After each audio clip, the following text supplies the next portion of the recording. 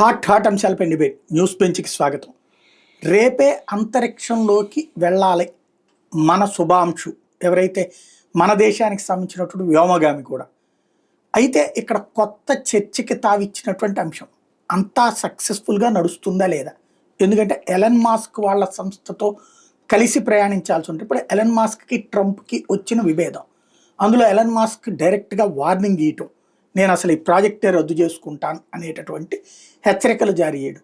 ఈ నేపథ్యంలో అసలు అంతరిక్షంలోకి వెళ్ళేటటువంటి అవకాశం ఉందా లేదా, ట్రంప్ ఎలన్ మాస్క్ల వివాదపు ఇంపాక్ట్ ఎలాంటి పరిణామాలకు దారితీసేటటువంటి అవకాశం ఉంది, అంతరిక్షంలో అసలు ఈ టూర్ యొక్క ఉద్దేశం ఏంటి, ఈ అంశానికి సంబంధించి మాట్లాడేందుకు ప్రస్తుతం మనతో పాటు ఉన్నారు నాసా అలాగే ఇస్రో మాజీ శాస్త్రవేత్త చందు సాంబశివరావు గారు. నమస్తే. నమస్కారం. ఏంటి అసలు ఈ ప్రాజెక్ట్ ఉద్దేశం ఏంటి? ఇది యాక్సిమ్ అనేది ఒక ప్రైవేట్ కంపెనీ అండి. యాక్సిమ్ స్పేస్ అని చెప్పేసి స్పేస్ ఎక్స్ లాంటిది. అయితే వీళ్ళు మొత్తం ఎండ్ టు ఎండ్ చేయాలి అనేది వాళ్ళ గోల్. యాస్ట్రోనాట్స్ని సెలెక్ట్ చేయటం, ట్రైన్ చేయటం, వాళ్ళని ఇంటర్నేషనల్ స్పేస్ స్టేషన్ దాకా తీసుకెళ్ళటం. ఇంటర్నేషనల్ స్పేస్ స్టేషనే కాదు, మనకు తెలుసు ఇంటర్నేషనల్ స్పేస్ స్టేషన్ అంటే 450-500 కిలోమీటర్ల హైట్లో ఉన్నటువంటి లో ఎర్త్ ఆర్బిట్లో ప్రయాణం చేసే ఒక ల్యాబ్ అది అనుకోండి, అది ఒక శాటిలైట్. అలాంటి లో ఎర్త్ ఆర్బిట్స్లో మనం ఎక్కువ దాన్ని కమర్షియలైజ్ చేసుకోవచ్చు. రానున్న కాలంలో ప్రతి దేశం కూడా వాటి ఓన్ స్పేస్ స్టేషన్స్ స్థాపించాలనుకుంటున్నాయి. కాబట్టి దాని గురించి ఎక్కువగా ఎక్స్పెరిమెంట్స్ చేయాలి, ఎక్కువగా ప్రోత్సహించాలనేది వాళ్ళ బిజినెస్ మోడల్.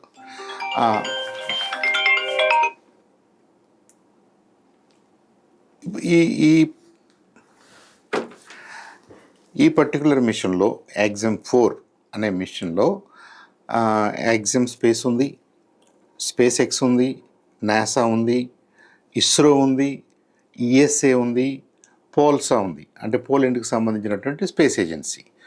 ఇన్ని ఏజెన్సీస్ కలిపి ఒక కోఆపరేటివ్ మోడల్లో ఒక మిషన్ని రెడీ చేశారు. ఈ మిషన్లో చాలా ఇంపార్టెంట్ ఘట్టాలు ఉన్నాయి. ఏంటంటే మనం 41-42 సంవత్సరాల క్రితం స్పేస్లోకి వెళ్ళాం. అప్పుడు సోవియట్ యూనియన్ ఉంది, సోవియట్ యూనియన్ సహాయంతో మనం వెళ్ళాం. అదైన తర్వాత ఈ 40 సంవత్సరాల్లో ఇండియన్ స్పేస్లోకి వెళ్ళలేదు. మరి అది మనం వాడుకోవాలి. అక్కడికి ఎందుకు వచ్చామంటే, మనం రానున్న కాలంలో గగనయాన్ చేయాలంటున్నాం, మన శాస్త్రవేత్తల్ని స్పేస్లోకి పంపాలంటున్నాం, అలాగే చంద్రయాన్ చేయాలంటున్నాం, చంద్రుడి మీదకి మనిషిని పంపాలంటున్నాం, ఇంకా అదర్ ఎక్స్పెరిమెంట్స్ కూడా మనకు లైనప్ అయ్యి ఉన్నాయి, ఇది ఇస్రో పాయింట్ ఆఫ్ వ్యూలో. సో అలాంటప్పుడు మన శాస్త్రవేత్త, మన యాస్ట్రోనాట్ ఇస్రో తరఫున ఏదో ఒక మిషన్లో పార్టిసిపేట్ చేసి ఇంటర్నేషనల్ స్పేస్ స్టేషన్లోకి వెళ్ళిన అనుభవం మనకుంటే, ఈ స్పేస్ క్రాఫ్ట్ని పైలట్ చేసిన అనుభవం మనకుంటే అది మనకు ఉపయోగపడుతుంది. కాబట్టి ఇండియా మన శుభాంశు శుక్లా గారిని సెలెక్ట్ చేసుకుంది. ఆయన రేపు ఈ మిషన్కి పైలట్గా వెళ్ళబోతున్నాడు. అలాగే పోలాండ్ వాళ్ళు కూడా గత 40 సంవత్సరాల్లో వాళ్ళ యాస్ట్రోనాట్స్ పైకి వెళ్ళలేదు. వాళ్ళ కాస్మోనాట్స్ అని వాళ్ళు అప్పట్లో సోవియట్ బ్లాక్ ఉన్నప్పుడు వాళ్ళు వెళ్ళలేదు. వాళ్ళ వైపు నుంచి ఒక యాస్ట్రోనాట్, అలాగే హంగరీ నుంచి ఒక యాస్ట్రోనాట్, ఈ ముగ్గురు కూడా ఫస్ట్ టైం స్టేషన్కి వెళ్తున్నారు, స్పేస్ స్టేషన్కి. కాబట్టి వీళ్ళకి ముగ్గురికి అపారమైనటువంటి అనుభవం వచ్చే అవకాశం ఉంది, వీళ్ళ ట్రైనింగ్ ద్వారా కానీ, రేపు మిషన్లో యాక్చువల్గా పార్టిసిపేట్ చేయడం ద్వారా కానీ. వీళ్ళకి నాయకత్వం వహిస్తుంది ఎవరు? పెగ్గీ విట్సన్ అని చెప్పేసి ఆ veteran. I think this is her 6th round going in to space. ఆమె సునీత విలియమ్స్ కంటే సీనియర్. ఆమె రిటైర్ అయిపోయింది ఎప్పుడు నాసా నుంచి రిటైర్ అయిన తర్వాత ఈ యాక్సిమ్లో హ్యూమన్ ఫ్లైట్స్కి సంబంధించిన మిషన్స్కి డైరెక్టర్గా ఉందాము. సో ఒక stellar group of well trained, well qualified astronauts రేపు యాక్సిమ్ 4లో వెళ్తున్నారు. రేపు అంటే మన భారతదేశం కాలమానం ప్రకారంగా 11వ తారీఖు మంగళవారం నాడు సాయంత్రం 5:52 లాంచ్ అవుద్ది. అది యుఎస్ లెక్క ప్రకారంగా 10వ తారీఖు ఉదయం 8:22 ఫ్లోరిడాలో ఉన్న కెనడీ స్పేస్ సెంటర్ నుంచి వెళ్తున్నారనమాట. ఇది ఈ మిషన్లో ఉన్న ఉద్దేశాలు. అసలంటూ ఇంటర్నేషనల్ స్పేస్ స్టేషన్ దగ్గరికి వెళ్ళటం, అక్కడ ఆల్రెడీ 7 ఉన్నారు, 7 యాస్ట్రోనాట్స్ ఆల్రెడీ ఉన్నారు. సో ఆ 7 + ఈ 4 వీళ్ళు ఇంటరాక్ట్ అవుతూ ఒక 2 వీక్స్ పనిచేయటం, 2 వీక్స్ తర్వాత వీళ్ళు చేయాల్సిన ఎక్స్పెరిమెంట్స్ చేసుకుని మళ్ళీ భూమి మీదకి తిరిగి రావటం. ఇది ఈ యాక్సియం 4 యొక్క మెయిన్ ఉద్దేశం. ఇదంతా కూడా ఫీజిబుల్ అవుతుందంటే దానికి స్పేస్ ఎక్స్ కూడా కారణం. రేపు వీళ్ళని లాంచ్ చేసే రాకెట్ స్పేస్ ఎక్స్ వాళ్ళదే, ఫాల్కన్ 9. వీళ్ళు యాక్చువల్గా కూర్చుని వీళ్ళని స్పేస్లోకి తీసుకెళ్ళగలిగినటువంటి మాడ్యూల్ స్పేస్ క్రాఫ్ట్ కూడా స్పేస్ ఎక్స్ వాళ్ళదే. అది డ్రాగన్, క్రూ డ్రాగన్ అంటున్నాం మనం. అది ఈ రెండిటి సహాయంతో మీరు స్పేస్ స్టేషన్కి వెళ్ళాలి. మనం గతంలో మాట్లాడుకున్నాం, ఈ స్పేస్ స్టేషను 2030 నాటికి డీకమిషన్ అవ్వాలని, ఆ తర్వాత కొన్ని దేశాలు వాళ్ళ ఇంట్రెస్ట్ కొద్దీ వాళ్ళ ఓన్ స్పేస్ స్టేషన్స్ క్రియేట్ చేసుకోవాలని. అది కూడా స్పేస్ ఎక్స్ వాళ్ళే ప్లాన్ చేస్తున్నారు. అంటే ఈ మొత్తం ఎఫైర్లో స్పేస్ ఎక్స్ అనేది చాలా కీలకమైన పార్ట్నర్గా ఉంది. పార్ట్నర్ అనుకోండి, కాంట్రాక్టర్ అనుకోండి, వెండర్ అనుకోండిగా ఉంది. అలాంటి స్పేస్ ఎక్స్ తోటి, అది ఎలాన్ మస్క్కి సంబంధించిన స్పేస్ ఎక్స్, వాళ్ళతోటి అమెరికన్ ప్రభుత్వానికి డైరెక్ట్గా ప్రెసిడెంట్ ఆఫ్ అమెరికాకి విభేదాలు వచ్చినాయి అన్నారనుకోండి, I think it's a point of concern definitely.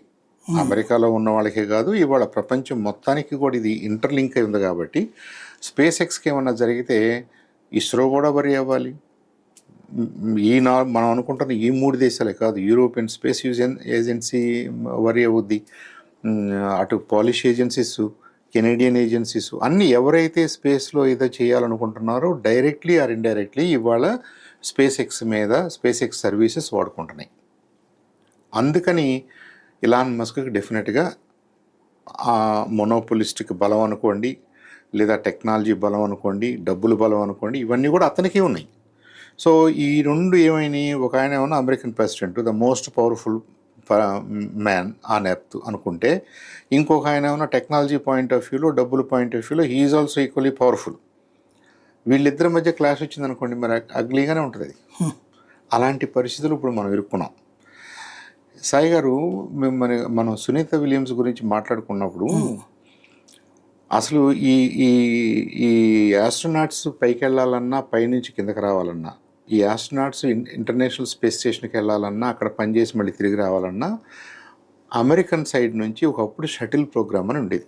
Space shuttle, చిన్న విమానం లాంటి, దాన్ని తీసుకెళ్ళేవాళ్ళు. అక్కడ కొన్నాళ్ళు అది ఉండేది, మళ్ళీ తిరిగి వచ్చేవాళ్ళు. రష్యన్స్ వైపు నుంచి సోయిజ్ ఉంది. ఇవే ప్రధానంగా 2 మోడల్సే ఉన్నాయి. అయితే ఈ స్పేస్ షటిల్స్కి జరిగినటువంటి 2-3 మేజర్ యాక్సిడెంట్స్ని దృష్టిలో పెట్టుకుని స్పేస్ షటిల్ ప్రోగ్రామ్ ఇక వద్దు అనుకున్నారు. స్పేస్ షటిల్ ప్రోగ్రామ్ని ఎందుకు వద్దు అనుకున్నారంటే, వీళ్ళు స్పేస్ స్టేషన్ని కన్స్ట్రక్ట్ చేయడానికి కావాల్సినటువంటి హెవీ లిఫ్టింగ్ అంతా చేసేసారు వాటితోటి. ఇక ఇప్పుడు మనకు మిగిలింది ఏంటి, చిన్న చిన్న ఇన్స్ట్రుమెంట్సు, లేదనుకుంటే యాస్ట్రోనాట్సు, వీళ్ళకి కావాల్సిన ఫుడ్ అండ్ అదర్ సప్లైస్, ఇంతవరకు మనం తీసుకెళ్ళగలిగితే సరిపోద్ది.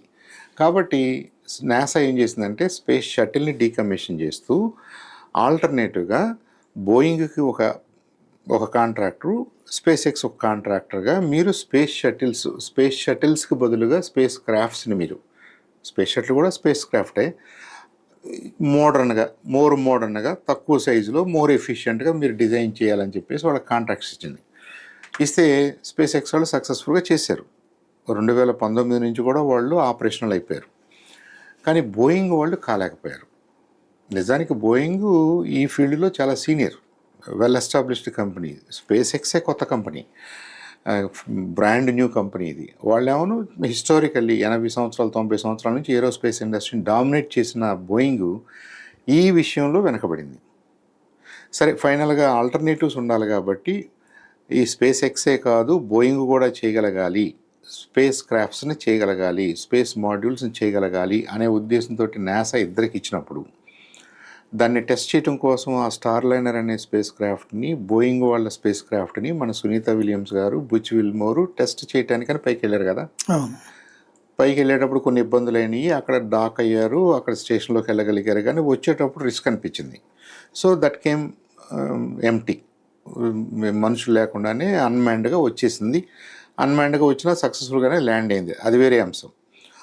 అప్పుడు ఈ క్వశ్చన్ వచ్చింది మనకి, చాలామంది అడిగారు కూడా మన వీడియోలో కూడా, మీరు ఇంత చక్కగా స్పేస్ ఎక్స్ పని చేస్తుంటే స్టార్ లైనర్ని ఎందుకు అంత డబ్బులు ఖర్చు పెట్టడం, స్టార్ లైనర్ ఎందుకు, స్టార్ లైనర్ అవసరం లేదు కదా అన్నట్టుగా. ఎందుకనమాట ఇవాళ ఏమైంది, ఒకే సప్లయర్ ఉన్నప్పుడు, ఒకే కంపెనీ ఉన్నప్పుడు మొత్తం టెక్నాలజీ అతని ద్వారానే మనం ప్రొక్యూర్ చేస్తున్నప్పుడు for any number of reasons ఇలాంటి సిచ్యువేషన్ రావచ్చు. కాబట్టి ఐ థింక్ అమెరికాకి ఇది చాలా చాలా ఎక్స్పెన్సివ్ లెసన్ అయింది. డొనాల్డ్ ట్రంప్, మస్క్లు వాళ్ళు ఎలక్షన్స్కి ముందు నుంచి ఫ్రెండ్స్, ఇప్పుడు ఫ్రెండ్స్ అవునో కాదో మనకు తెలియదు, కానీ బాగా డెఫినెట్గా వాళ్ళు విభేదించుకుంటున్నారు ఒకళ్ళకొకళ్ళు. దాని ఇంపాక్టు ఎంటైర్ కంట్రీ మీద, కంట్రీ ఎకానమీ మీద, స్పేస్ ప్రోగ్రామ్ మీద, ఇంటర్నేషనల్ స్పేస్ ప్రోగ్రామ్ మీద పడింది. సో ఇలాంటి సిచ్యువేషన్స్లో పడకుండా ఉండాలంటే డెఫినెట్గా NASA has to take it more seriously. వాళ్ళు ఆల్రెడీ స్టార్ట్ చేశారు. స్టార్ లైనర్ని ప్రోత్సహిస్తున్నారు, ఇంకా మిగతా కంపెనీస్ని ప్రోత్సహిస్తారు, సియరా స్పేస్ని ప్రోత్సహిస్తారు. ఒకప్పుడు అది మూడో ప్లేయరు, ఇప్పుడు వాళ్ళు కూడా మెయిన్ లైన్లోకి వస్తున్నారు, మెయిన్ ఫ్రేమ్లోకి వస్తున్నారు. కాబట్టి వాళ్ళ గొడవ ఏంటో తర్వాత చూద్దాం. కానీ వాళ్ళ మధ్య జరిగిన డిస్ప్యూట్ వల్ల ఇవాళ ఎంటైర్ స్పేస్ ప్రోగ్రాము బ్లింక్ చేసింది. కొద్దిగా ఆగి ఆలోచించాల్సి వస్తుంది. ఈ క్రమంలో రేపు జరిగే లాంచ్లో మరి డ్రాగనే వాడాలి.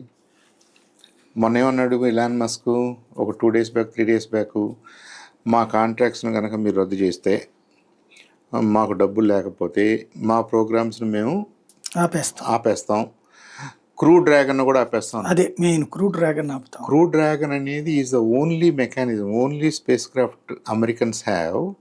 ఇవాళ అమెరికా చేతిలో ఉన్న ఒకే ఒక మెకానిజం క్రూ డ్రాగనే. మన సునీత విలియమ్స్ గారిని తీసుకొచ్చింది కూడా క్రూ డ్రాగనే. ఇవాళ రేపు వీళ్ళని ఈ ఆస్ట్రోనాట్స్ తీసుకెళ్లాల్సింది వాళ్ళే. ఆల్మోస్ట్ ఎవ్రీ మంత్, 2 months, 3 monthsకి ఈ రొటేషనల్ ప్రోగ్రాంలో క్రూ డ్రాగనే పైకి వెళ్ళాలి, క్రూ డ్రాగనే రావాలి. కాబట్టి ఆ మాట అన్నాడే కానీ I think he realized the seriousness of the issue. World వైడ్గా వచ్చిన ప్రెజర్ని గమనించాడు, వెంటనే ఈ రిట్రాక్టెడ్. అలా ఏం కాదు, నాసా వాళ్ళు మాకు సపోర్ట్ చేసినంత వరకు మేము క్రూ డ్రాగన్ కానీ మిగతా ప్రోగ్రామ్స్ కానీ మేము ఉన్న కాంట్రాక్ట్స్ అన్నీ మేము చేస్తాము అన్నట్టుగా, which is a good sign. ఇది జరుగుతుంది అమెరికాలో. అమెరికా కాదు, ఇట్ టచ్డ్ ఎవ్రీబడి, మనను కూడా. ఇప్పుడు ఎందుకంటే మస్క్ క్రూ డ్రాగను అది ఇదని మాట్లాడుతున్నప్పుడు మనం ఆబ్వియస్గా ఇంత ఎగ్జైట్మెంట్లో శుభాంశు శుక్లా గారు వెళ్తున్నాడు మన తరఫున, first Indian to go to international space station, మన గగనయానికి మనం రెడీ అవుతున్నాం, మన చంద్రయాన్ 4కి మనం రెడీ అవుతున్నాం, మన లైన్ మనకుంది, మన టైం టేబుల్, మన స్కెడ్యూలింగ్. మరి దీంట్లో దానికి ఏమైనా బ్రేక్ పడింది అనుకోండి, మనందరికి బ్రేక్ పడినట్టే కదా. దానికోసం ఇంత క్యూరియాసిటీ పెరిగింది. సరే, ప్రస్తుతానికి మనం లక్ అనుకుందాం, లేదా కంపల్షన్ అనుకుందాం, ఇలాన్ మస్క్ కూడా సహకరించడానికి ఒప్పుకున్నాడు. కాబట్టి రేపు ప్రోగ్రాంలో ఎలాంటి ఇబ్బంది లేదు. వీళ్ళు Crew Dragon, brand new Crew డ్రాగన్లో వెళ్తున్నారు. వీళ్ళు ఒక 14 days అక్కడ ఉంటారు, 14 days తర్వాత మళ్ళీ సేఫ్గా తిరిగి వస్తారు. ఆ కాన్ఫిడెన్స్ అందరికీ ఉంది. అయితే ఇంకొక పాయింట్ మనం నోట్ చేయాల్సింది ఈ సందర్భంగా, వీళ్ళు రాకెట్స్ అంటున్నాం కదా, మనం పిఎస్ఎల్వి, జిఎస్ఎల్వి, మన ఇండిజినస్ మన రాకెట్స్ ఉన్నాయి. అలాగే స్పేస్ ఎక్స్ వాళ్ళు ఫాల్కన్ సిరీస్ వాడతారు ఫర్ హెవీ లిఫ్టింగ్, బాగా బరువైన వాటిని, ఇలాంటి స్పేస్ క్రాఫ్ట్స్ని పైకి తీసుకెళ్ళడానికి. దాంట్లో వాళ్ళు ఏం చేశారంటే దే ఆర్ సో స్మార్ట్. ఒక ఫస్ట్ స్టేజ్ పని అయిపోయింది అనుకున్న తర్వాత దాన్ని ఏదో సముద్రంలో పడేయకుండా దాన్ని మళ్ళీ వెనక్కి తీసుకొచ్చేసి వాళ్ళు అనుకున్న చోట మళ్ళీ లాంచ్ ప్యాడ్ దగ్గర దాన్ని ల్యాండ్ చేయగలరు. అలా చేసినవి మళ్ళీ రీయూజ్ అవుతాయి. ఇవి లిక్విడ్ ఇంజిన్ మోటార్స్ కాబట్టి మళ్ళీ మీరు ఫ్యూయల్ ట్యాంకు ఇంకేదైనా చిన్న అడ్జస్ట్మెంట్స్ ఉంటే చేసుకుంటారు, మళ్ళీ నెక్స్ట్ మిషన్ రెడీ అయిపోద్ది. ఈ ఫాల్కన్ 9 ఏదైతే రేపు వాడబోతున్నారో దీంట్లో ఫస్ట్ స్టేజ్ అనేది రీయూజ్డ్ అనమాట. ఇది ఒకసారి వెళ్ళి మళ్ళీ వెనక్కి వచ్చింది. రేపు దాన్ని మళ్ళీ రెండోసారి మళ్ళీ ఉపయోగించుకుంటున్నారు. అంటే రాకెట్స్లో మీరు డిఫరెంట్ స్టేజెస్ ఊహించుకుంటే ఫస్ట్ స్టేజ్ జనరల్గా బల్కీగా, పెద్దగా, ఎక్కువ ఫ్యూయల్ క్యారీ చేస్తుంది. ఎందుకంటే భూమి మీద నుంచి లిఫ్ట్ చేయాలి కాబట్టి మొత్తం మాస్ని లిఫ్ట్ చేయాలి. కొంత హైట్కి వెళ్ళిన తర్వాత మీకు ఎయిర్ రెసిస్టెన్స్ ఉండదు, మీరు క్యారీ చేయాల్సిన లోడు అంత ఉండదు. కాబట్టి సెకండ్ స్టేజ్, థర్డ్ స్టేజ్ అలాంటి మోటార్స్ జనరల్గా చిన్న లో కెపాసిటీ మోటార్స్ ఉంటాయి. వాళ్ళ దగ్గర ఉన్న ఫస్ట్ స్టేజ్ మోటార్ అనుకుంటే మనం దాన్ని వాళ్ళు రీయూజ్ చేస్తున్నారు. రీయూజ్ చేసే టెక్నాలజీ స్పేస్ ఎక్స్ దగ్గర ఉంది. కాబట్టి స్పేస్ ఎక్స్ అంత కాస్ట్ ఎఫెక్టివ్గా తక్కువ ఖర్చుతోటి ఫటాఫట్ చేయగలుగుతుంది. ఓకే. చేయగలుగుతుంది. సో రేపు మిషన్లో Falcon 9 is a good tested trusted launch vehicle. Rocket point of వ్యూలో నో ప్రాబ్లం. అలాగే crew dragon also tested, well tested. So వీళ్ళు చక్కగా ఈ నలుగురు కూడా రేపు ఐఎస్ఎస్కి వెళ్ళగలుగుతారు. రేపు లాంచ్ చేస్తారు. ఒక ఐ థింక్ రేపు ఈవినింగ్ 5:52కి లెట్స్ సే 6 o'clock రఫ్లీ ఒక 8 minutes ముందు అనుకుంటే, ఆ తర్వాత రోజు నైట్ 10 గంటలకి వీళ్ళు యాక్చువల్గా ఇంటర్నేషనల్ స్పేస్ స్టేషన్ తోటి డాక్ అవుతారు. కొద్దిగా ఫ్యూ మినిట్స్ అటు ఇటు జరగవచ్చు depending on what goes on in the navigation, but that is the current time table. So బుధవారం నాడు మన బుధవారం రాత్రి 10 గంటలకి మన శుభాంశు శుక్లా గారు ప్లస్ ఇంకా మిగతా ముగ్గురు ఆయనతో ఉన్నవాళ్ళు ఇంటర్నేషనల్ స్పేస్ స్టేషన్లోకి ఎంటర్ అవుతారు. ఓకే.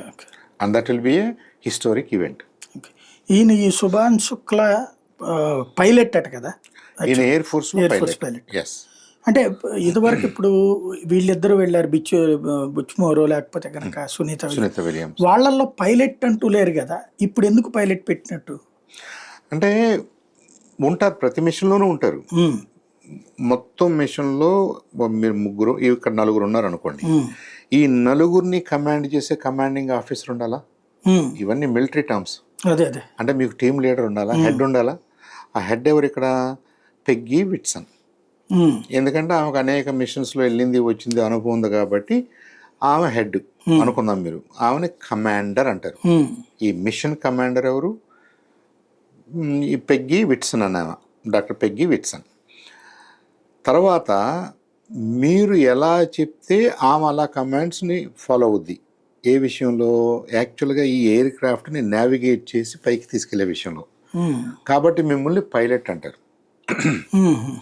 మళ్ళీ మీకు హెల్ప్ చేయడానికి మొత్తానికి ఈ మిషన్కి సంబంధించి, ఈ మిషన్ అంటే మన దగ్గర సామాన్లు ఉన్నాయి, ఇన్స్ట్రుమెంట్స్ ఉన్నాయి, ఫుడ్ ఉంది, మనం జాగ్రత్తగా తీసుకోవాలి. మన మొత్తం ఎయిర్ క్రాఫ్ట్, మన మొత్తం స్పేస్ క్రాఫ్ట్ ఐఎస్ఎస్కి డాక్ అవ్వాలి.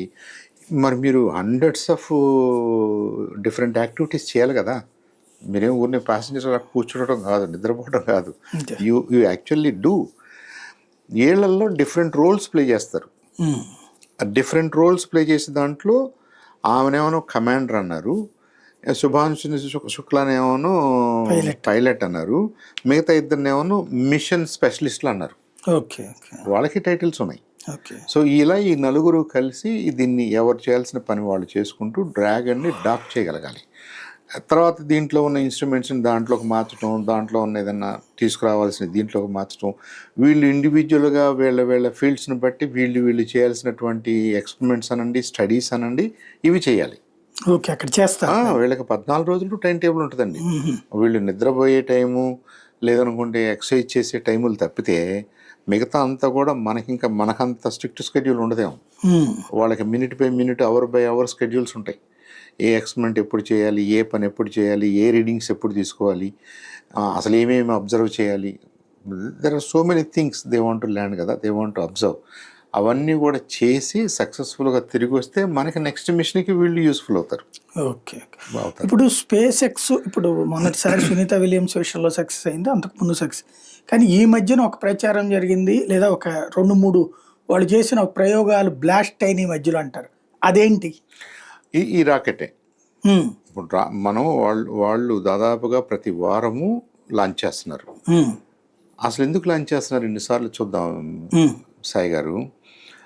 ఇప్పుడు మనకి సెల్ ఫోన్ టవర్లు ఉన్నాయా? టవర్ ఒక చోట ఉంటుంది, దాని పక్కనే ఉన్న రోడ్డు మీద మనం వెళ్తున్నాం వస్తున్నాం. సరే, ఒక టవర్కి దగ్గరగా ఉన్నప్పుడు మన ఫోన్లో సిగ్నల్ స్ట్రాంగ్గా ఉన్నట్టు ఉంటుంది. మళ్ళీ కొంత దూరం వెళ్ళిన తర్వాత సిగ్నల్ వీక్ అవుతున్నట్టు ఉంటుంది.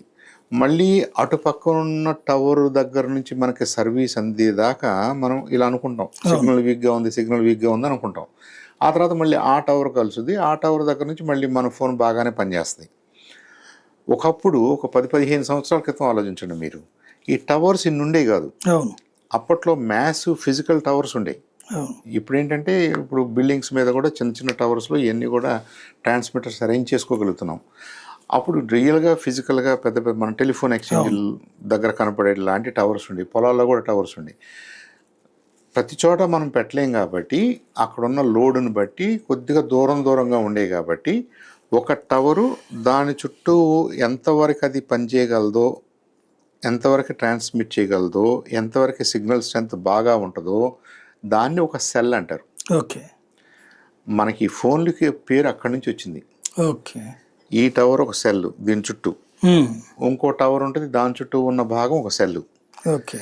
అవి ఎక్కువ నంబర్ ఉంటే దగ్గర ఉంటాయి, తక్కువ నంబర్ ఉన్నప్పుడు దూరంగా ఉంటాయి. మధ్యలో మనం సెల్ నాకు లేదు, కనెక్షన్ లేదు అనేవాళ్ళం ఆ రోజుల్లో.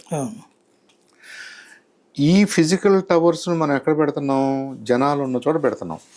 సపోజ్ మీరు లడాక్ ఆలోచించండి, కొండపై ప్రాంతాలు ఆలోచించండి, విశాఖపట్నం మన ఏజెన్సీ ప్రాంతాలు ఆలోచించండి. అక్కడ ఎలా ఉంటాయి ఊర్లు?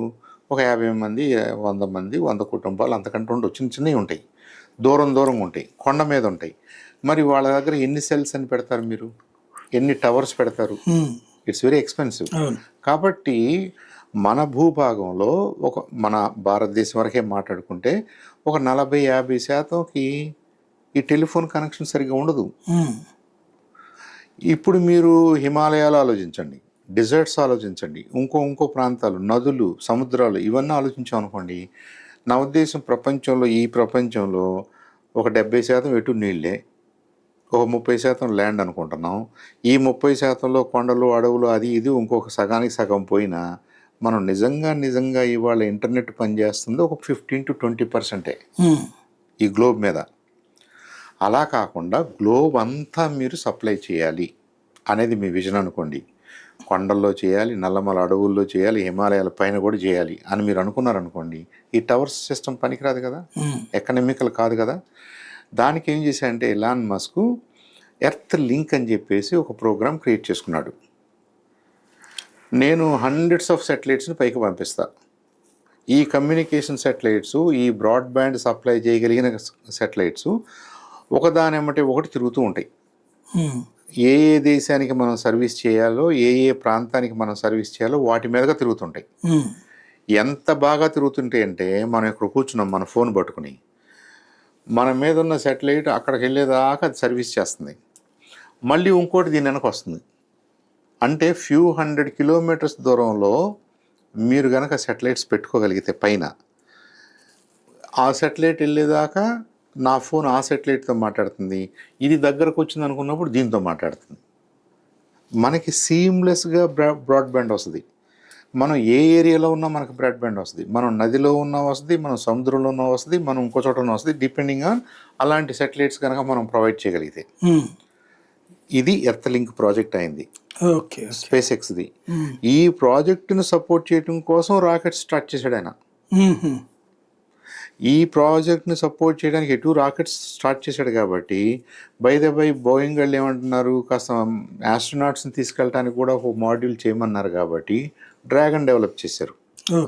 ఆ డ్రాగన్ ఇంటర్నేషనల్ స్పేస్ స్టేషన్కి వెళ్ళడానికి రావడానికి ఉపయోగపడుతుంది. అక్కడ కార్గో తీసుకురావడానికి ఉపయోగపడుతుంది. ఇలా ఆయన విజన్ టు ప్రొవైడ్ బ్రాడ్బ్యాండ్ అందరికీ ఇవ్వాలి. అంటే మన ఫోన్ ఎక్కడైనా పనిచేయాలి, హై స్పీడ్స్లో పనిచేయాలి, చక్కగా మనం మూవీలు చూసుకోగలగాలి, మ్యూజిక్ వినగలగాలి, మనం ఏమైనా చేయగలగాలి. అది ఇప్పుడు లేదు మనకి. మనం సిటీస్లో ఉంటున్నాం, టౌన్లో ఉంటున్నాం కాబట్టి మన చుట్టూ టవర్స్ ఉన్నాయి కాబట్టి మనకు అలా అనిపిస్తుంది ఉన్నట్టుగా.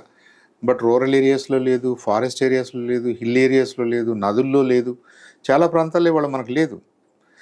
మనమే ఇలా ఉంటే మరి పూర్ కంట్రీస్ ఉన్నాయి, అడవులు ఉన్నాయి, అమెజాన్ లాంటి ప్రాంతాలు ఉన్నాయి, అక్కడ ఇంకేముంటుంది? సో ప్రపంచం మొత్తానికి, గ్లోబ్ మొత్తానికి గనక నేను బ్రాడ్బ్యాండ్ ఇవ్వాలనుకుంటే నేను నంబర్ ఆఫ్ సెటిలైట్స్ పైకి పంపాలి. నంబర్ ఆఫ్ సెటిలైట్స్ పైకి పంపాలంటే నా హెవీ లిఫ్టర్ నాకు ఉండాలి, నా రాకెట్స్ నాకు ఉండాలి అని స్టార్ట్ చేశాడు ఆయన. ఇప్పుడు ఈ ఫాల్కన్ లాంటిది అలాంటి రాకెట్స్ పంపాలంటే ఒక 100-150 ఒకేసారి పంపగలదు. ఆ 100 వాళ్ళు పొజిషన్ చేసుకుంటారు. ఈ మధ్యలో ఎందుకు బ్లాస్ట్ అయినట్టు? ఈ ప్రాసెస్లో ఆ రాకెట్ బ్లాస్ట్ అయింది, రాకెట్ ఫెయిల్ అయింది. బ్లాస్ట్ అవటం అంటే లిక్విడ్ ఇంజిన్ కాబట్టి ఏదైనా ఫెయిల్ అయింది అనుకోండి, మీకు ఆటోమేటిక్గా ఫైర్ బాల్ లాగా అవుద్ది. అది చాలా రేర్గా జరుగుద్ది. అది అన్ని ప్రోగ్రామ్స్ 3 సార్లు జరిగిన నాసా ప్రోగ్రామ్స్లోనూ జరిగినాయి. అలా మన ఇస్రో ప్రోగ్రామ్స్లోనూ మనం ఫెయిల్ అయ్యాం. ఓకే. మన ఇస్రో ప్రోగ్రాంలో మనది ఫస్ట్ స్టేజ్ సాలిడ్ కాబట్టి అలాంటి ఎక్స్ప్లోజన్స్ మనకు కనపడలేదు ఎప్పుడు. మన పిఎస్ఎల్వి D1 కింద పడిపోయింది, ఆ రోజున అది మేజర్ ఫెయిల్యూర్ కింద లెక్క. ఎస్ఎల్వి టైంలో మనం ఫెయిల్ అయ్యాం. మనం ఇప్పుడు 3-4 నెలలకు ఒక్కసారి, 5 నెలలకు ఒక్కసారి ఒక రాకెట్ టచ్ చేస్తున్నాం మనం. అతను దాదాపు వారం చేస్తున్నాడు. సో అంత నంబర్ ఉన్నప్పుడు ఏంటంటే మీకు సడన్గా 2-3 ఏదో ఇబ్బంది జరిగేసరికి అవి కూడా carrying cargo, carrying satellites launch కోసమే అవి. అలాంటప్పుడు ఎవరికి మనుషులకి ఏం ప్రాణహాని జరగలేదు, ఎక్విప్మెంట్ ఫెయిల్ అయింది. ఓకే. ఇలాంటి టైంలో ఏంటంటే రేపు మనకి డ్రాగన్ ఉంటుంది పేలోడ్గా, క్రూ డ్రాగన్ ఉంటుంది, దాంట్లో ఆస్ట్రోనాట్స్ ఉంటారు. ఇది చాలా హై ప్రొఫైల్ మిషన్. ఇలాంటి హై ప్రొఫైల్ మిషన్స్లో వాళ్ళకి ఫెయిల్యూర్ రేట్ లేదు. ఓకే. అలా reliable. Space X is more reliable అని అందుకు చెప్తున్నాం మనం. ఓవరాల్గా టెక్నాలజికల్ డిఫికల్టీస్ ఏ ప్రాజెక్ట్స్లోనైనా ఉండొచ్చు, కాబట్టి దాన్ని ముందు పెట్టి స్పేస్ ఎక్స్కి ఏదో ప్రాబ్లం అయిందని కూడా మనం అనకూడదు. రైట్. ఇప్పుడు ఈ ట్రంప్ మాస్క్ గొడవ వచ్చేటప్పటికి ఏదో ఆర్థిక వ్యవహారం, ఆర్థిక మంత్రిని ఏదో కొట్టాడు, మస్క్ కూడా దెబ్బలు తిన్నాడు, వీళ్ళిద్దరి మధ్యన ఇవన్నీ ఒకటి నడుస్తున్నాయి. అది పక్కన పెడితే ట్రంప్ అయితే మస్క్ని బాగా నెగిటివ్గా చూడటం బిగించేశాడు, మస్క్ కూడా ట్రంప్ నెగిటివ్గా బిగించేశాడు. వ్యాపారపు రూట్లో అయితే పర్లేదులే అని ఇతను కంటిన్యూ చేస్తాడా, లేదా ఇంతగా నన్ను ఇసిగిస్తున్నాడు కాబట్టి నేను క్యాన్సిల్ అని చెప్పి అధికారం ఉంటుందా మస్క్కి? అంటే చాలా interesting scenario Sai. Trump is a very, ఏమంటారు దాన్ని, very good business person. Okay, చాలా రియల్ ఎస్టేట్లో వెరీ ఇన్నోవేటివ్ పర్సన్ అని తెలుసు, ష్రూడ్ బిజినెస్ మ్యాన్ అని అందరూ అనుకుంటారు. చాలా ప్రాపర్టీస్ బాగా డెవలప్ చేశాడు, అమెరికన్ ఎకానమీకి కాంట్రిబ్యూట్ చేశాడు, తను బెనిఫిట్ పొందాడు. సో ట్రస్ట్ ఒక రకంగా ట్రంప్ని అందుకు లైక్ చేస్తారు అమెరికన్స్. అనేది ఊరిని ఎక్కడెక్కడో చేసి ఏదో గాలి పనులు చేసి రాలేదు. Is a very hard working business man. ఆయనకి మస్క్ కూడా అలాగే కనపడ్డాడు. Musk also is a good business man. సరే, కాలం కలిసి వచ్చిందా, పాలసీస్ కలిసి వచ్చినాయా, ఏది ఏమైనా కానీ ఎప్పుడో పేపాల్ అనే ఒక స్మాల్ ఐడియాలో నుంచి పేపాల్ అమ్మి స్పేస్ ఎక్స్ దాకా వచ్చి ఇవాళ నాసా ఇంటర్నేషనల్ ప్రోగ్రామ్స్ని కమాండ్ చేసి కంట్రోల్ చేయగలిగిన స్థాయికి ఎదిగాడు అంటే ఈజ్ అన్ అచీవ్మెంట్. వీళ్ళిద్దరూ ఒక చోటకు వచ్చారు ఎలక్షన్స్కి ముందు, 2024 ఎలక్షన్స్కి ముందు. అప్పుడు ఐడియా ఏంటంటే బేసిక్గా ట్రంప్ రిపబ్లికన్ పార్టీ నుంచి కదా, రిపబ్లికన్ పార్టీ వాళ్ళ ఎజెండా ఎప్పుడు ఏముంటుందంటే ఈ ప్రభుత్వంలో ఇంతమంది ఉండవసరం లేదు, ప్రభుత్వం ఇన్ని ట్యాక్సెస్ కలెక్ట్ చేయవసరం లేదు, ప్రభుత్వం ఇంత డబ్బును వేస్ట్ చేయవసరం లేదు, కాబట్టి ఎప్పుడు కూడా స్మాల్ గవర్నమెంట్ ఉండాలి, ఎఫిషియెంట్గా ఉండాలి, మనం మన సిటిజన్స్ మీద పన్నుల భారం మోపకూడదు. ఇది వాళ్ళ థీమ్. అదే డెమోక్రట్స్ ఏమంటారు, ఈ మాటలు మాట్లాడరు. వాళ్ళు ప్రజలకు ఎక్కువ సేవ చేయాలి, ఎక్కువ సంక్షేమం ఇవ్వాలి, ఫ్యాక్టరీ వర్కర్స్కి ఎక్కువ జీతాలు రావాలి, అలా ఉంటుంది. కొద్దిగా ప్రో పూర్ అనేది ఏమో డెమోక్రట్స్లో కనిపిస్తుంది, ప్రో బిజినెసెస్ అనేది ఏమో రిపబ్లికన్స్లో కనిపిస్తుంది. రిపబ్లికన్స్ ఏమో టాప్ డౌన్, ఒక 10 మంది మంచి ఇండస్ట్రియలిస్టులు ఉంటే వాళ్ళు 10 కంపెనీలు పెద్దవి పెట్టేస్తే దాని బెనిఫిట్స్ సొసైటీకి వస్తాయి ఇవాళ కాదు రేపటికైనా. ఇది రిపబ్లికన్ మోడల్. కాబట్టి పెద్దగా గవర్నమెంట్ అవసరం లేదు, పెద్ద ఎంప్లాయీస్ అవసరం లేదు, ఇదంతా చేయాల్సిన అవసరం లేదు, ఇంత ట్యాక్స్లు కూడా మనం కలెక్ట్ చేయాల్సిన అవసరం లేదు. ఇది ఫిలసాఫికల్లీ ఆ రెండు పార్టీల నేచరు. ఇప్పుడు మస్క్ ఏం ఆలోచించాడంటే, మస్క్ కూడా అది నచ్చింది. ఇతను టెస్లా ఎలక్ట్రిక్ వెహికల్స్ చేస్తున్నాడు, స్పేస్ ఎక్స్ చేస్తున్నాడు బాగా. అంటే 2 మేజర్ బిజినెస్ ఏరియాల్లో ఉన్నాడు. ఇప్పుడు కొత్త ఎకానమీ కోసం ఈ పెట్రో ప్రొడక్ట్స్ కాకుండా ఎలక్ట్రికల్ వెహికల్స్ వాడటం వల్ల ఎన్వైరన్మెంట్ క్లీన్గా ఉంటుంది, ఎఫిషియెంట్గా ఉంటుంది, మనం ఆయిల్ మీద మనం ఇంత ఖర్చు పెట్టాల్సిన అవసరం ఉండదు. కాబట్టి ఎలక్ట్రికల్ వెహికల్స్ నేను ఎటు చేస్తున్నాను కాబట్టి ఎలక్ట్రికల్ వెహికల్స్ మీద ఎంతో కొంత సబ్సిడీస్ ఇస్తే, పన్ను రాయితీలు ఇస్తే తన ఇండస్ట్రీ ఎక్స్పాండ్ అవుద్ది. అదొకటి ఆశించాడు. రెండోది, జనరల్గానే ప్రజల మీద ఇంత పన్ను భారం ఉండకూడదు అనే పాయింట్లో ట్రంప్తో అటాచ్ అయ్యాడు. ఈ రెండిటి కోసం దాదాపుగా 200 నుంచి 250 మిలియన్ డాలర్లు క్యాంపెయినింగ్లో ఖర్చు పెట్టాడు. ట్రంప్కి ఇచ్చాడు. అమెరికాలో ఓపెన్గా ఇవ్వచ్చు, ఇండియాలో మనం ఓపెన్గా ఇవ్వడానికి లేదు. కానీ అమెరికాలో మీరు పొలిటికల్ యాక్షన్ కమిటీస్ అని ఫామ్ చేసుకుని మీ ఇష్టం వచ్చిన పార్టీకి, అక్కడంతా పార్టీ పేరుతోనే నడుచుద్ది. ఎందుకంటే 10 మంది ప్రైమరీస్లో ఉంటే చివరికి మిగిలేదు ఒకటే. ఎవరెవరైతే అవుట్ అవుతున్నారో వాళ్ళ డబ్బులు కూడా మెయిన్ ఈ ఈ ఫండ్లోకి వచ్చేస్తాయి, కామన్ ఫండ్లోకి వస్తాయి, పార్టీ ఫండ్లోకి వచ్చేస్తాయి. ఇలా అంత డబ్బులు పెట్టి ట్రంప్ని బాగా సపోర్ట్ చేసి గెలిచినందుకు ఆయన ఏం కోరుకున్నాడు? ఏదో ఒక రకమైనటువంటి అడ్వైజరీ పొజిషన్ కోరుకున్నాడు. ట్రంప్ కూడా ఇచ్చాడు. బహుశా ఇది ఎలక్షన్స్కి ముందే మాట్లాడుకుని ఉంటారు. ఆ డిపార్ట్మెంట్ పేరు ఏంటంటే department of government efficiency. DOGE. గవర్నమెంట్లో ఎఫిషియన్సీని పెంచడం కోసం ఒక ప్రత్యేకమైన డిపార్ట్మెంటు. దానికి మస్క్ లీడ్ చేస్తాడు దాన్ని. దాంట్లోనే యూనివర్సిటీస్కి మనం ఎంత డబ్బులు పెడుతున్నాం, ఏ ప్రోగ్రామ్కి ఎంత ఖర్చు పెడుతున్నాం, R&D పేరుతో ఎంత ఖర్చు పెడుతున్నాం, సైన్స్ పేరుతో ఎంత ఖర్చు పెడుతున్నాం, ఇంకోటి ఎంత ఖర్చు, అన్ని లెక్కలు అక్కడికి వస్తాయి కదా. అవన్నీ చూడటం, వాటిల్లో క్వశ్చన్ చేయటం, ఇది వేస్ట్ కదా అన్నది కట్ చేయటం రికమెండ్ చేస్తున్నాడు. ఓకే. మస్క్ మొదట్లో బాగానే ఉంది. దాంట్లో భాగమే ఈ టారిఫ్స్ గొడవలు కూడా.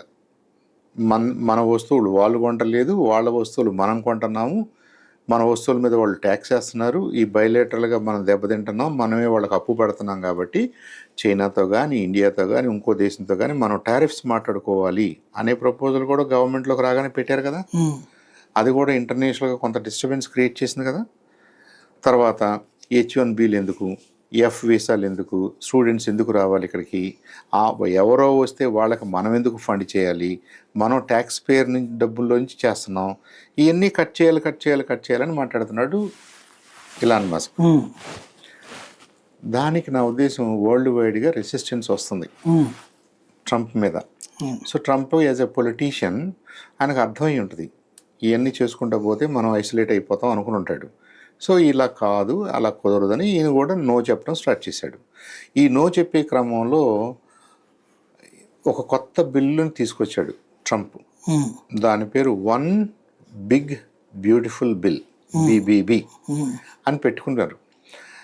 దీంట్లో ఏం చేశారు? ట్యాక్స్లు పెంచే దిశగా ఆలోచనలు ఉన్నాయి. ఈ టారిఫ్లు గొడవలు పెట్టుకుంటే మరీ దూరం వెళ్ళిపోతుంది, అమెరికా విల్ బి ఐసోలేటెడ్. కాబట్టి మనం ఆ గొడవలోకి వెళ్లకుండా మనం ట్రెడిషనల్ పాలిటిక్సే చేద్దాం అన్నట్టుగా ఉంది ఈ బిల్లు. మరి మీరు ట్రెడిషనల్ పాలిటిక్స్ చేస్తూ ఎలక్ట్రిక్ వెహికల్స్కి రాయితీలు ఇవ్వకుండా మళ్ళీ petrol based, diesel based, coal based వీటికి మీరు రాయితీలు ఇస్తున్నారనుకోండి, మరి ఇప్పుడు టెస్లా ఇప్పుడు డెవలప్ కావాలి. కాబట్టి బిజినెస్ ఇంట్రెస్ట్ ఉంది. ఈ కన్జర్వేటిజం అనే దాంట్లో కూడా మస్క్ అప్సెట్ అవ్వడానికి రీజన్స్ ఉన్నాయి. ట్రంప్ ప్రాబబ్లీ ఈ హ్యాస్ హిజ్ ఓన్ రీజన్స్. ఈయన పొలిటీషియన్ కాబట్టి పొలిటికల్ రీజన్స్ ఉంటాయి. జనాలకి ఏం కావాలో, పార్టీకి ఏం కావాలో, ప్రపంచం ఏం కోరుకుంటుందో ఈ హ్యాస్ టు ఆన్సర్. అది కొద్దిగా నష్టం అవ్వచ్చు, లాభం అవ్వచ్చు ఇమీడియట్గా. సో ఇలా ఇప్పుడు ఐడియాలజీస్ క్లాష్ అయినాయి కాబట్టి విడిపోదాం అనే టైంకి వచ్చేసి ఉంటారు వాళ్ళు. అప్పుడు ఏమన్నాడు, ఈ బిగ్ బ్యూటిఫుల్ బిల్ అనేది చాలా తప్పు అని ఓపెన్గా ట్విట్టర్లో రాశాడు. ట్రంప్ చేస్తున్నది అమెరికాని పాడు చేస్తుంది, అమెరికన్ భవిష్యత్తుని శూన్యం చేస్తుంది, ఏదేదో రాసుకున్నాడు. రాసుకున్న తర్వాత మరి ట్రంప్ ఊరుకోకూడదు కదా. ట్రంప్ ఏం చేశాడు, అంత ఇష్టం లేకపోతే నువ్వు you can get out, number 1. Number 2, అసలు నువ్వు ఏమేమి కాంట్రాక్ట్స్ చేస్తున్నావో నాసా తోటి వాటిని కూడా రివ్యూ చేపిస్తానన్నాడు. మరి మీరు హార్వర్డ్ని రివ్యూ చేసినప్పుడు, మీరు భూజాలం లాంటి కన్సల్టింగ్ కంపెనీని రివ్యూ చేసినప్పుడు అసలు నాసా ఇస్తున్న డబ్బులు మీరు వాడుతున్నందుకు మరి మిమ్మల్ని రివ్యూ చేయాలి కదా. అవసరమైతే ఆ కాంట్రాక్ట్స్ని రివ్యూ చేస్తాము, కావాలంటే దాన్ని కొద్దిగా తగ్గిస్తాము అన్నట్టుగా. మస్క్కి ఇప్పుడు దాదాపు $22 బిలియన్ వర్త్ ఆఫ్ ఈ స్పేస్ ఎక్స్ కాంట్రాక్ట్స్ ఉన్నాయి నాసా తోటి. 1 బిలియన్ అంటే ఎంత, మన రూపాయల్లో మాట్లాడుకుంటే 9,000 కోట్లు అనుకోండి, 22 రెట్లు అంటే దాదాపు 2 లక్షలు. 2 లక్షలేనా కోట్లు. అంత మేరకు ఆయన కాంట్రాక్ట్స్ ఉన్నాయి. మరి వాటిని రివ్యూ చేసి వాటిని తగ్గిస్తే లేదా వాటిని క్యాన్సిల్ చేస్తే ఎక్కడికి వెళ్ళాలి ఆయన? కాబట్టి ఈ రప్చర్ మనకి ఐడియాలజికల్ టర్మ్స్లో కన్జర్వేటివిజం మీద కనిపిస్తుంది, వాళ్ళకి డివిజన్ వచ్చినట్టుగా. రెండోది, నువ్వు అందరినీ రివ్యూ చేసి అందరి దగ్గర ఖర్చు తగ్గిస్తున్నప్పుడు మేము స్పేస్ ఎక్స్ కాంట్రాక్ట్స్ని రివ్యూ చేయడంలో తప్పే ఉంది? అసలు వాటిని మాత్రం కొన్నిటిని ఆపితే తప్పే ఉంది, కట్ చేస్తే తప్పే ఉంది, ఫండింగ్ తగ్గిస్తే తప్పే ఉంది అనే ట్రంప్ వాదనలోనూ నిజం ఉంది. ఈ రెండింటి మధ్య వాళ్ళు I think they are fighting it out. ఏదేమైనా మస్క్ ఒక రకమైన టెక్నాలజికల్ అడ్వాంటేజ్లో కూర్చున్నాడు ఇవాళ. ఇమ్మీడియట్గా అతన్ని డిస్లాడ్జ్ చేస్తారని నేనేం అనుకోవట్లేదు. అతనుకున్న కాంట్రాక్ట్స్ని ఇమ్మీడియట్గా వీళ్ళు ఆపటమూ కుదరదు, తను చేయనంటమూ కుదరదు. ఆబ్వియస్లీ ఇది కాంట్రాక్టే కదా, అగ్రిమెంట్సే కదా, లీగల్ సిస్టమే కదా. సో వాళ్ళు ఏదో పర్సనల్గా ట్విట్టర్లో రాసినంత ఈజీ కాదు కదా, ఎక్స్లో రాసినంత ఈజీ కాదు. సో ఐ థింక్ రెండు పక్కల విజ్డమ్ ప్రివేల్ అవుద్ది. అతను చేయాల్సిన పనులు, స్పేస్ ఎక్స్ చేయాల్సిన పనులు, టెస్లా చేయాల్సిన పనులు చేసుకుంటూ ఉంటాడు. స్పేస్ ఎక్స్ని ఏ మేరకు సపోర్ట్ చేయాలో నాసా కూడా చేస్తుంది, మిగతా ఏజెన్సీలు చేస్తాయి. అది జరిగితేనే వరల్డ్ వైడ్గా ఉన్న స్పేస్ ప్రోగ్రామ్స్ ముందుకెళ్తాయి. రైట్. లేదంటే అన్నిటి మీద ఎంతో కొంత ఎఫెక్ట్ పడుద్ది, నెగిటివ్ ఎఫెక్ట్ పడుద్ది మన స్కెడ్యూల్స్లో. అట్ ద సేమ్ టైం ఈ టారిఫ్లు, ఈ ట్యాక్సేషను, ఈ ఎంప్లాయ్మెంట్ విధానాలు, చదువుకునే విధానాలు, F1 వీసాలు, H1B వీసాలు, అది ఏదైతే మనం విన్నామో ఈ 4 నెలలుగా, ఈ 3 నెలలుగా చాలా వినేసాం మనం. చాలా ఫాస్ట్గా చాలా విషయాలు వచ్చేసినాయి తెర మీదకి. వాటన్నిటి మీద కూడా ట్రంప్ కూడా రివ్యూ చేసి కొద్దిగా స్లో అవుతాడని కూడా నాకు అనిపిస్తుంది. ఓకే. సో బోత్ వేస్ కొద్దిగా ఆ టెంపరేచర్ తగ్గుద్ది, ఎవరి పని వాళ్ళు చేసుకుంటారు. ఓవరాల్గా స్పేస్ ప్రోగ్రాము సస్టైన్ అవుతుంది, ఇటు పక్కన గవర్నమెంట్లో వీళ్ళు చేయాల్సిన పనులు కూడా సస్టైన్ అవుతాయి. సడన్ చేంజెస్ అయితే ఉండకపోవచ్చు, సడన్ చేంజెస్ ఉండే విధంగా కాంట్రాక్ట్స్ ఉండవు. Right. Thank you. Thank you. ఇది పరిస్థితి. ఓవరాల్గా అయితే అమెరికా నుంచి బయలుదేరుతున్నటువంటి స్పేస్ ఎక్స్కి సంబంధించినటువంటి ఏదైతే అంతరిక్షంలోకి వెళ్ళబోతున్న వ్యోమనౌక మీదన అందరూ ఆసక్తిగా ఎదురు చూస్తున్నారు. ఎస్పెషల్లీ ఇండియన్స్కి, మన ఎయిర్ ఫోర్స్కి సంబంధించినటువంటి పైలట్ వెళ్తూ ఉండటం చాలా ముఖ్యమైనటువంటి అంశం. అయితే ఎలాంటి ప్రాబ్లం లేకుండానే జరుగుతుంది. ఎస్పెషల్లీ అమెరికా అధ్యక్షుడికి, మస్క్కి వచ్చిన వివాదాలు దీని మీద ప్రభావం చూపే అవకాశం లేదు అని చెప్తున్నారు సాంబశివరావు గారు.